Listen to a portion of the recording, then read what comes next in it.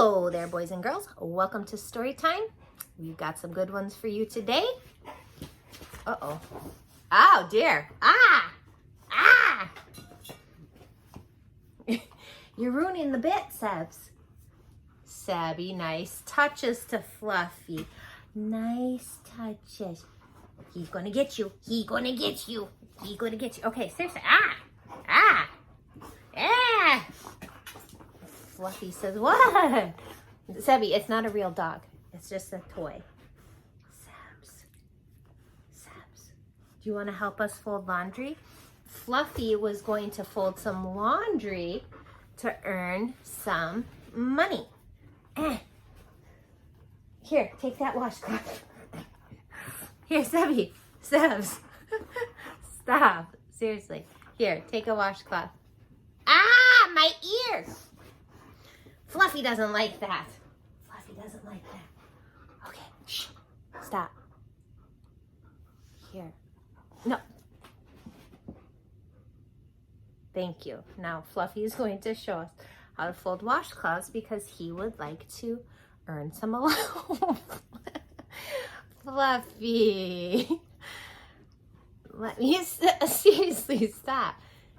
Go get a toy. Are you jealous? It's just our friend Fluffy.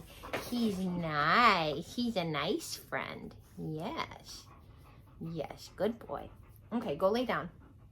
We're doing our chores. All right, Fluffy, do you want to fold some washcloths? All right, better pick one out. Got one.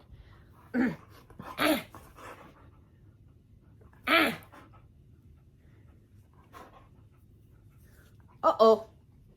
Where'd Sebby go? Where'd Sebby go? I gotta pause. Hello, we're back. I apologize for the disruption, but as I was saying, Fluffy here would like a new bicycle. And I told him that he would have to earn some money and help contribute to the new bicycle. So he thought he... Stop. I have to, you know what? I have to take you upstairs because you're being very rude. Very rude. Now, if you'd like some glory, some attention from the littles over here, can you show Sebby? Sebby, not a book, not a book. Can you? No books. Can you show us how you can give high fives? Sebby, come here. High five. Come here. Come here. No? Okay. Hi guys, third time's the charm. As I was saying, Fluffy is going to show us how to fold laundry so that he can earn some money for a new bike. All right, Fluffy, show us what you got. Okay, so first thing you're gonna do is you're gonna pick out an article of clothing or wash. Fluffy has a washcloth. All right, show us how you fold it.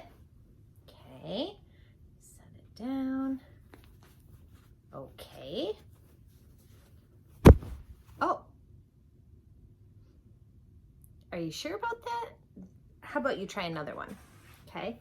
So what I do with washcloths is I just fold them in half. And actually, our friends here are pretty good at folding washcloths because they help all the time when they're at my house. Okay, so just what you're gonna do is you're just gonna fold that washcloth right in half, corner to corner, corner to corner, okay? This is just like, it's just like a pile of washcloths that you didn't fold at all. It doesn't look anything like folding. Maybe you should pick a different chore. Yeah. I will try and think of a chore and you could show the friends tomorrow a different chore. Okay, because you're like, no offense, but that's not good. Not good folding. Okay, well, you put those back in the laundry basket and I will fold them later. And whatever you do, don't throw them. Oh, Fluffy. Say goodbye to your friends. See you tomorrow for a new chore. All right. You go take a nap. All right. Back to the business at hand. We are going to read some books.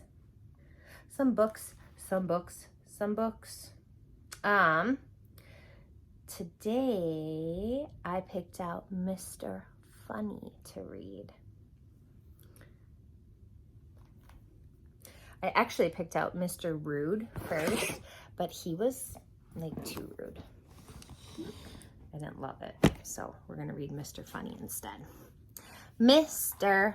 Funny. Mr. Funny lived in a teapot. It had 2 bedrooms, a bathroom, a kitchen, and a living room, and it suited Mr. Funny very nicely. One day, Mr. Funny was having lunch. He wasn't very hungry, so he only had a daisy sandwich and a glass of toast. Delicious, he murmured to himself as he finished his funny lunch. After lunch, Mr. Funny decided to go for a drive in his car. Mr. Funny's car was a shoe. Have you ever seen a car that looks like a shoe? It looks very funny. As he drove along, everybody who saw him laughed to see such a funny sight. He passed a worm at the side of the road. The worm thought Mr. Funny in his funny car was the funniest thing he had ever seen. He nearly laughed himself in two.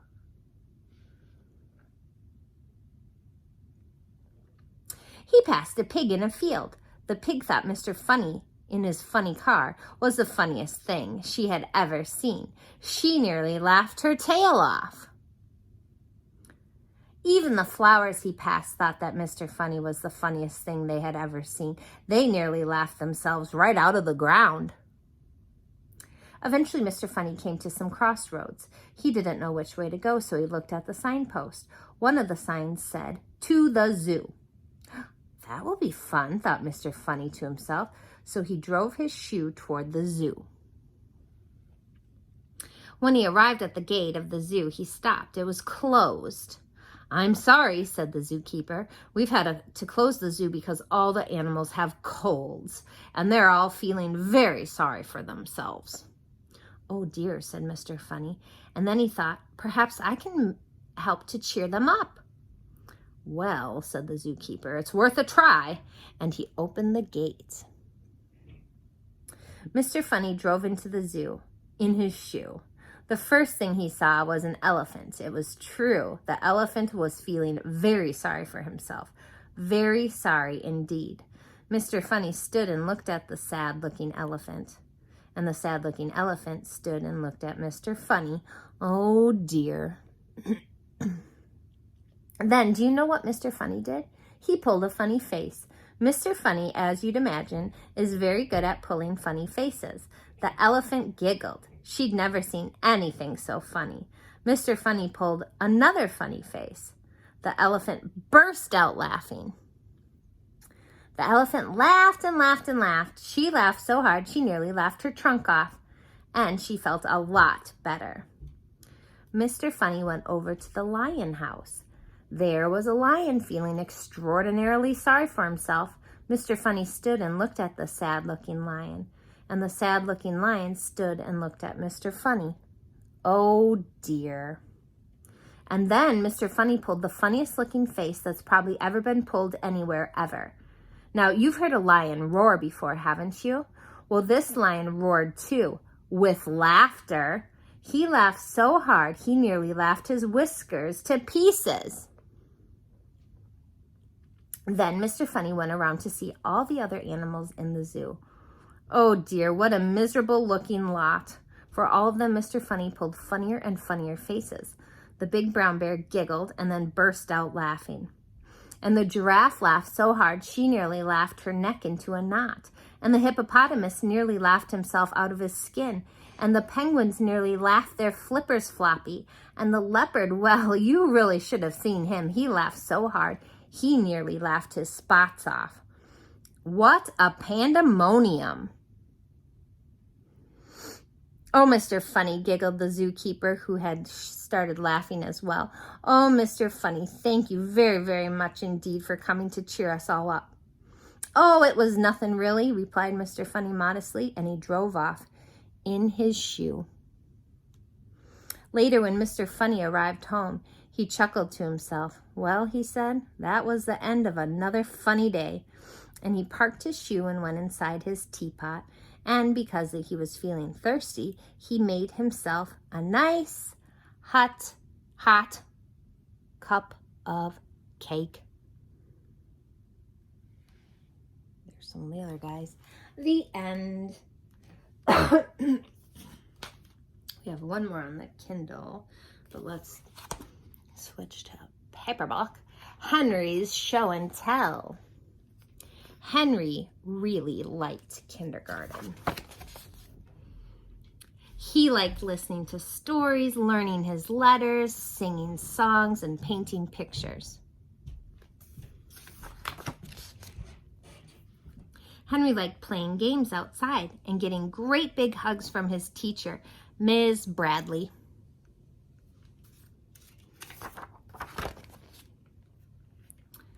But there was one thing about kindergarten that Henry did not like. Show and tell. During show and tell, kids shared facts about their pets, their interesting collections, and what they did on vacation. But whenever Henry tried to share, he felt all shaky. He's nervous, you guys. Why don't you wait until next time to share, said Mrs. Bradley. But next time, Henry still felt too shy to speak.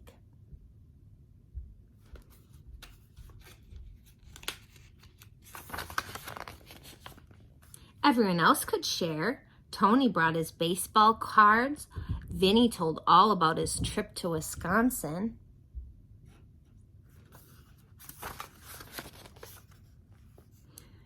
Even shy little Catherine with the quiet voice told about her snow globe, but Henry still couldn't speak when it was his turn. Is he going to barf? Asked Tony.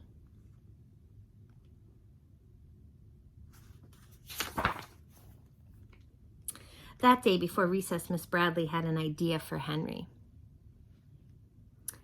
Bring something that's fun for you to talk about. Then practice in the mirror and you'll do just fine, said Miss Bradley.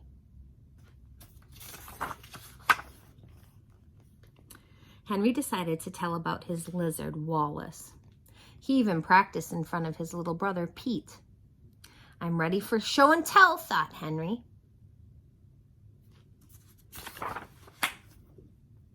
The next day, when it was Henry's turn, he walked to the front of the class. Just when he was about to share, Wallace escaped.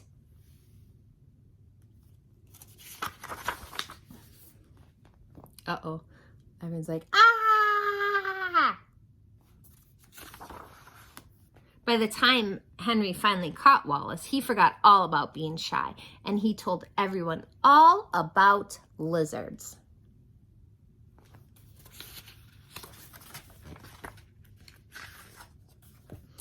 Good job, said Ms. Bradley. That was cool, said Tony. The next week, when it was Henry's turn to share, he just stood there.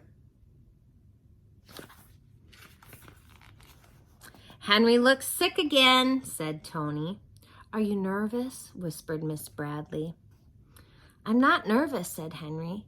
It's just that I have nothing to share because my pet spider got loose. Ah, recess, said Miss Bradley.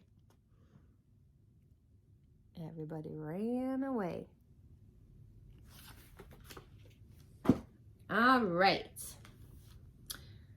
Got one more. Let me pull it up. Same but different. In art class, I painted a picture of my world. My teacher mailed it across the oceans. It says, "This is my world." I wonder if I turn slightly here. There's less glare. Hang on, guys. Okay. Not really. Look it, he lives in the United States, just like you guys. A boy drew back with colors of the sea. This is my world. Same but different. P.S. Who are you? My name is Elliot, and I love to climb trees. This is me. My name is Kailash. I think it's Kailash, and I love to climb trees too. Same but different. P.S. Do you live in a tree?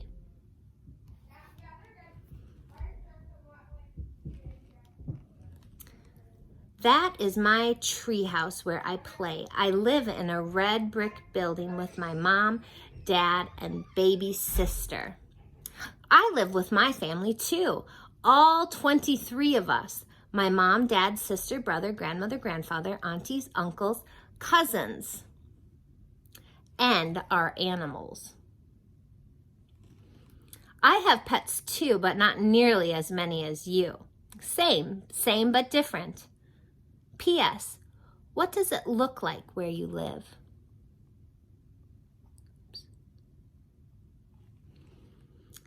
A great river flows through my village. Peacocks dance under trees shaped like umbrellas. The sun is giant and especially hot here.